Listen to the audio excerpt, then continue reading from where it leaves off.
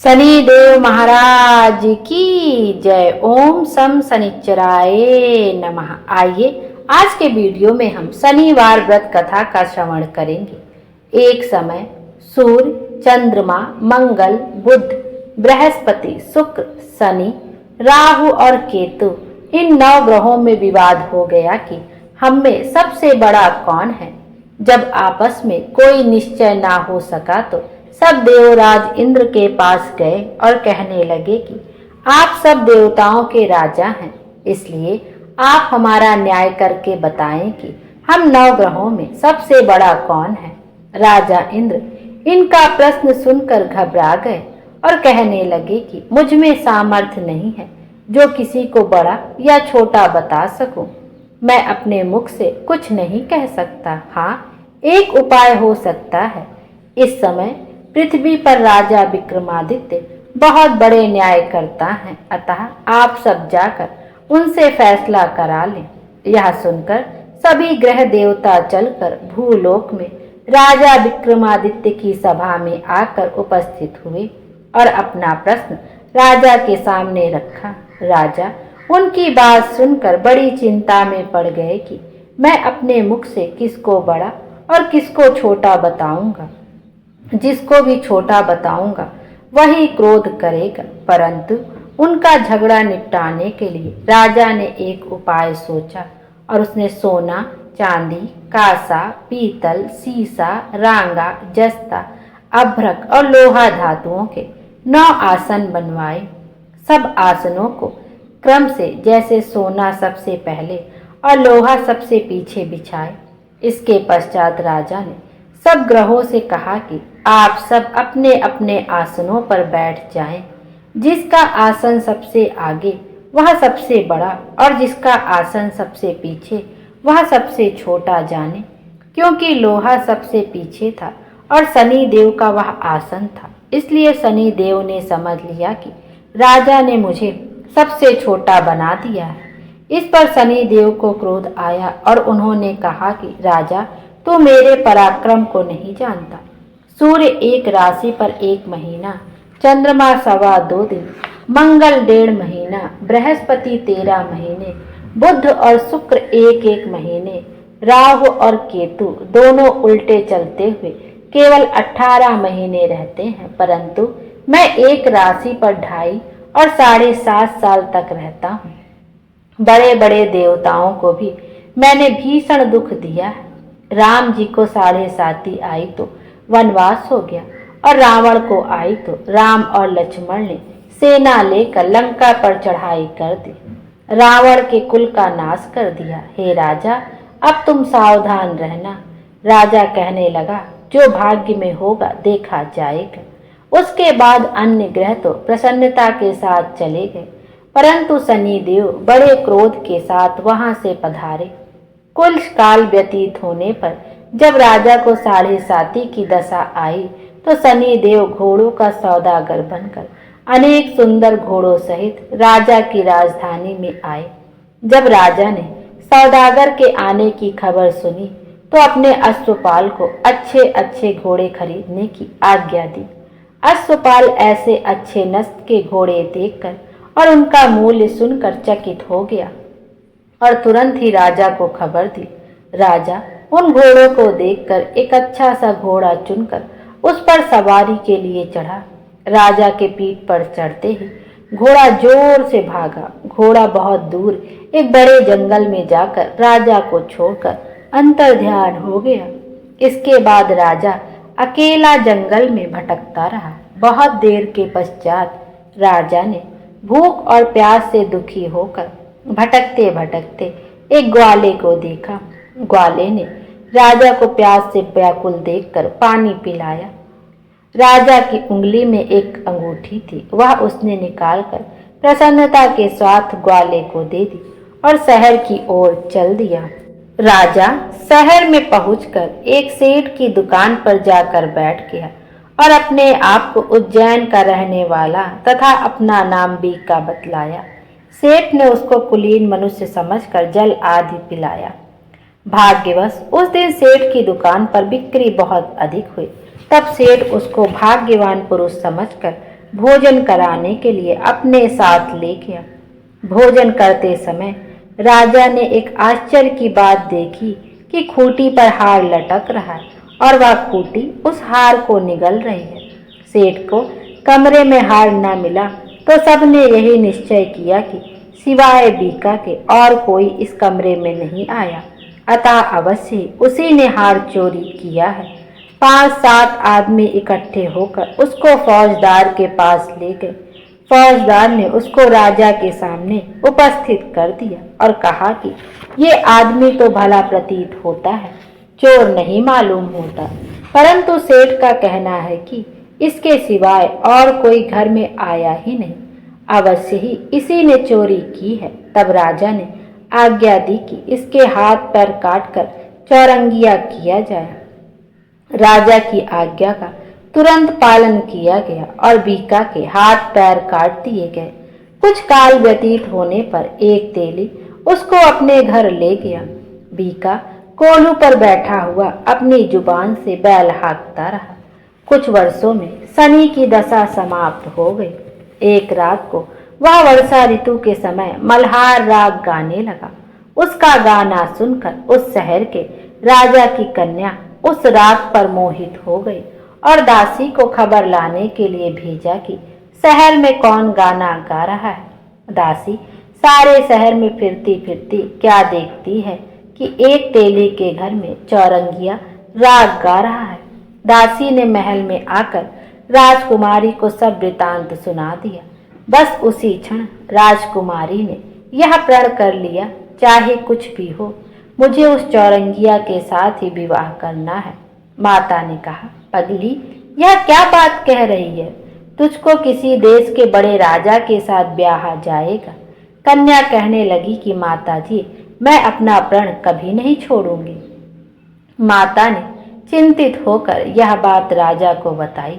जब महाराज ने भी आकर यही समझाया कि मैं अभी देश देशांतर में अपने दूत भेजकर सुयोग्य, रूपवान एवं बड़े से बड़े गुणी राजकुमार के साथ तुम्हारा विवाह करूंगा, ऐसी बात तुमको कभी नहीं विचारनी चाहिए। कन्या ने कहा, पिताजी, मैं अपने प्राण त्याग दूंगी, परंतु किसी दूसरे से विवाह नहीं करूंगी। इतना सुनकर राजा ने क्रोध में कहा, यदि तेरे भाग्य में ऐसा ही लिखा है तो जैसी तेरी इच्छा हो वैसा ही कर। राजा ने तेली को बुलाकर कहा कि तेरे घर में जो चौरंगिया है उसके साथ मैं अपनी कन्या का विवाह करना चाहता हूँ। अपने घर जाकर विवाह की तैयारी करो। राजा ने उसी समय राजकुमारी का विवाह चौरंगिया विक्रमादित्य के साथ कर दिया। रात्रि को शनिदेव ने विक्रमादित्य को स्वप्न दिया, राजा देखो, मुझको छोटा बतलाकर तुमने दुख उठाए। राजा ने क्षमा मांगी। शनिदेव ने प्रसन्न होकर विक्रमादित्य को हाथ पैर दिए। तब राजा ने कहा, महाराज, मेरी एक प्रार्थना स्वीकार करें कि जैसा दुख आपने मुझे दिया ऐसा दुख किसी और को ना दें।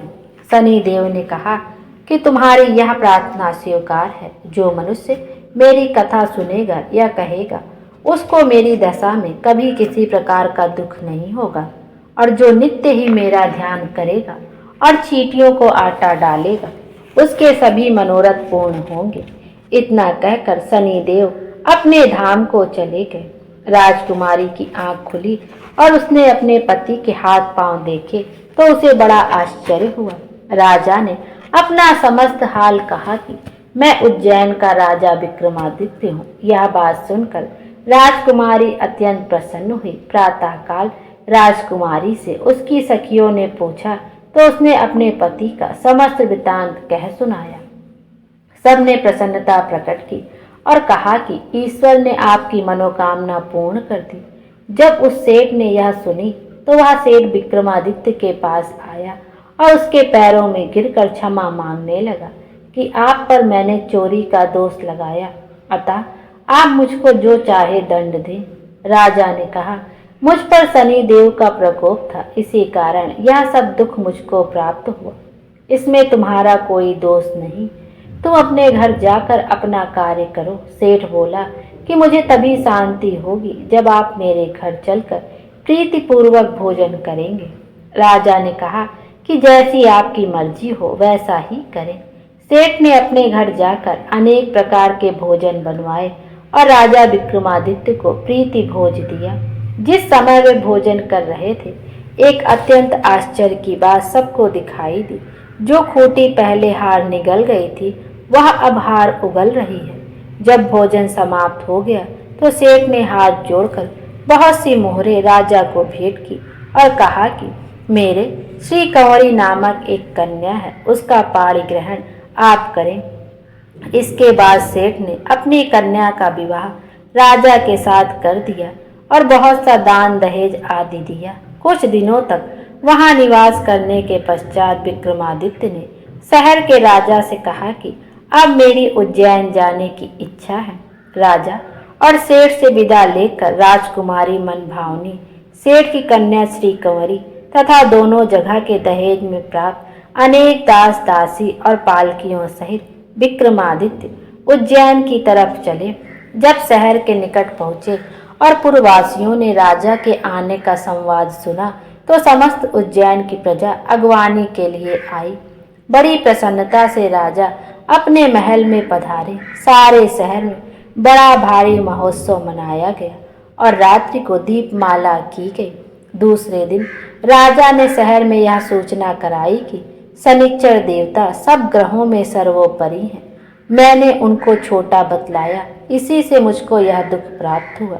सारे शहर में प्रत्येक शनिवार को शनिदेव की पूजा और कथा होने लगी और प्रजा अनेक प्रकार के सुख भोगती रही।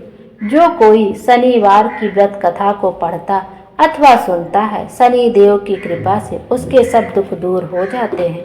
बोलो शनिदेव महाराज की जय। आइए अब शनिवार की दूसरी व्रत कथा का भी श्रवण करते हैं। एक बार एक नगर में एक मालिन रहती थी। उसके पति चल बसे थे। उसका एक 4 साल का पुत्र था। उसकी सास बहुत ही कठोर हृदय की स्त्री थी। वह अपने बहू को बहुत तकलीफ देती थी। एक दिन सास ने बहू और पोते को घर से निकाल दिया। वे दोनों रोते हुए चलते चलते एक जंगल में जा पहुँचे। वहाँ एक बड़े से पेड़ के नीचे बैठ गए। वहाँ से थोड़ी दूर पर शनि देव जी का एक मंदिर था। वहाँ बहुत लोग शनि देव जी के दर्शन करने आते थे। जो भी दर्शन करने आता वह शनि देव को प्रसाद चढ़ाता और वह प्रसाद सबको बांट देता था। इस प्रसाद से माँ बेटे का गुजारा होने लगा। दोनों शनि देव जी की पूजा पाठ में लग गए। एक दिन उन्होंने सोचा क्यों ना हम भी जंगल से लाकर फूल बेचें। वे रोज जंगल से फूल लाकर उसकी माला बनाकर बेचने लगे। साथ में पूजा की सामग्री और प्रसाद भी बेचने लगे। इससे उनको आमदनी होने लगी। शनि देव की कृपा से आमदनी खूब बढ़ने लगी। जल्दी उन्होंने एक मकान और एक दुकान बना लिया। एक राजा की लड़की मंदिर में रोज पूजा करने आती थी। मालिन के बेटे को देखकर राजकुमारी उस पर मोहित हो गई और उससे विवाह करने की सोचने लगी। उसने अपने भाभी से अपने मन की बात कही। भाभी अनुभवी थी। उसने कहा यह तो मालिन का बेटा है और तुम एक राजा की बेटी हो। यदि तुमने उससे विवाह किया तो तुम्हारी बड़ी बेइज्जती होगी। पर राजकुमारी अपनी बात पर अड़ी रही। उसने कहा मैंने तो प्रतिज्ञा कर ली है कि मैं उसी से विवाह करूंगी। भाभी ने घर जाकर सारी बात राजा को बता दी। राजा ने मना नहीं किया और विवाह के लिए तैयार हो गए। उन्होंने बड़े धूमधाम से बेटी का विवाह मालिन के बेटे के साथ कर दिया। मालिन ने सबसे पहले बेटे बहू को शनि देव जी के मंदिर में ले जाकर पूजा पाठ करवाया और शनि देव जी का आशीर्वाद दिलवाया। इसके बाद पूरे नगर में यह बात फैल गई कि शनि देव जी की पूजा करने से सब दुख कष्ट दूर हो जाते हैं। यह बात सुनते ही नगर के सभी लोग मंदिर में आने लगे। मालिन और उसके बेटे की बिक्री और भी अधिक बढ़ गई। उधर उसकी सास के बुरे दिन आ गए। अन्नदाता उससे रूठ गए और वह भूखों मरने लगी। एक दिन वह रोती धोती उसी शनि देव जी के मंदिर में आ पहुंची। वह मालिन के बेटे से बोली मैं बहुत भूखी हूँ, मुझे रोटी कपड़ा दे दो। इसके बदले मैं तुम्हारा घर का सारा काम कर दूंगी। लड़के को दया आ गई और उसे काम पर रख लिया। उसने अपनी दादी को नहीं पहचाना। जब मालिन घर आई तो उसने अपनी सास को पहचान लिया। वह सास से बोली, सासू जी आप यहाँ कैसे? सास ने पोते की तरफ इशारा करके कहा, मेरी इस सेठ के यहाँ नौकरी लग गई है। बहू बोली, यह तो आपका पोता है और यह घर भी आपका ही है, वह दुकान भी आपकी ही है। जब आपने हमें घर से निकाला था तब शनिदेव जी ने हमारी रक्षा की थी। बहू की बात सुनकर सास बोली, मेरी करनी मैंने भोग ली। वह बहू बोली, सासू जी अब आप हमारे यहाँ रहो और पोते का सुख देखो। हे शनिदेव महाराज जी, जैसा सुख आपने मालिन को दिया वैसा ही सुख सबको देना। बोलो शनिदेव महाराज की जय। शनिदेव महाराज हम सब की मनोकामना पूरी करें, हमारे जीवन को खुशियों से भर दें। Thank you.